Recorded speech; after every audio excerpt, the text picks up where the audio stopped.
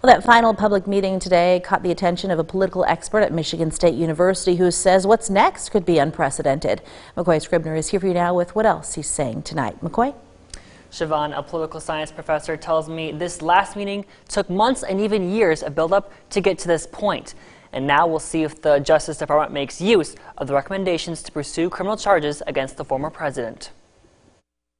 Well, the January 6th committee has been on a long investigation into the events related to that day, and especially Donald Trump's involvement. But all this time was not put to waste. They sort of waited until the last end that they could to release their findings, to compile everything that they could, and try to move it forward with the Justice Department. Professor Matt Grossman says Congress mainly has investigative powers and is not able to charge the president directly beyond the impeachment proceedings. This was sort of an effort to lay out the findings, but the question is, where do they go from here? And the answer is, well, they pretty much have to hope that the Justice Department is following up and will follow up. Grossman adds that the deadly riot was unparalleled and unheard of. The event itself was enormously historically significant.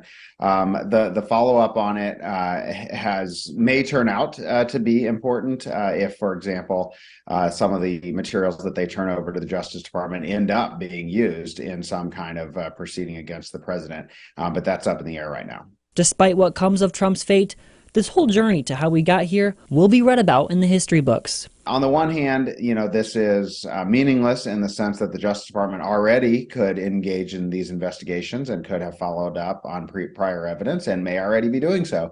On the other hand, it is sort of a significant end to this investigation from the congressional front and to try to turn it over into a new stage.